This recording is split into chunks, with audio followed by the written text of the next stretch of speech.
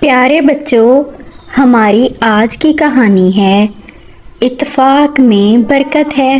جلدی سے چینل کو سبسکرائب کر لیں تاکہ اس طرح کی مزے کی کہانیاں آپ کو دیکھنے کو ملیں۔ تو آئیے کہانی شروع کرتے ہیں۔ ایک دفعہ کا ذکر ہے، ایک جنگل میں کبوتروں کا ایک گول رہتا تھا۔ کبوتر دانا دنکے کی تلاش میں جنگل میں اکٹھے جاتے تھے اور دانا دنکا چگ کر واپس اپنے گھونسلوں میں آ جاتے۔ ان میں ایک سب سے زیادہ دانا کبوتر تھا کیونکہ وہ کبوتر عمر میں سب سے بڑا تھا، اس لیے اپنے ساتھیوں کو بر وقت نصیحتیں کرتا رہتا تھا۔ ایک دن وہ دانا دنکے کی تلاش میں صبح سویرے گول کی شکل میں اڑے، لیکن دوپہر تک انہیں کچھ نہ ملا۔ بھوک کی وجہ سے نڈال ہو کر ایک درخت پر بیٹھ گئے۔ اس درخت کے نیچے بہت سے دانے بکھرے پڑے تھے۔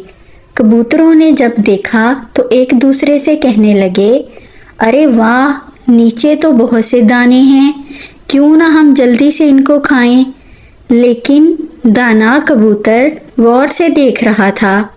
اس نے کہا، ٹھہرو ساتھیو، یہ دانے خاص طریقے سے بچھائے گئے ہیں، ان پر مت اترنا کیونکہ ان دانوں پر جال بچھا ہے، جیسے ہی تم اترو گے تم پھنس جاؤ گے۔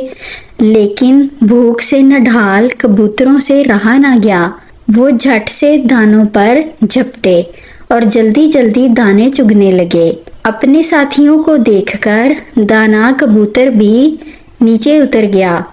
دانا دنکا چگنے کے بعد جب انہوں نے اڑنے کے لیے پر پھڑپھڑائے تو اڑ نہ سکے کیونکہ وہ جال میں پھنس چکے تھے۔ اب کیا کیا جائے؟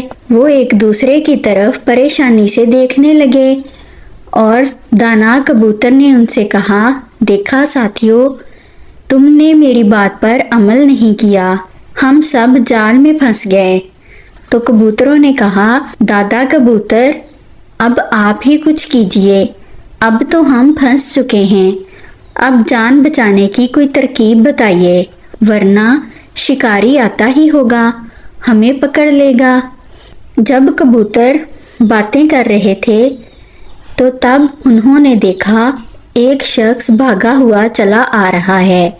تو دانا کبوتر نے کہا، ساتھیو، ٹائم نہیں ہے، جلدی سے اکٹھے اڑنے کی کوشش کرو، اتنی طاقت لگاؤ کہ ہم اس جال کو لے اڑیں۔ کبوتروں نے ایسا ہی کیا، ان سب نے مل کر زور لگایا اور جال سمیت اڑ گئے۔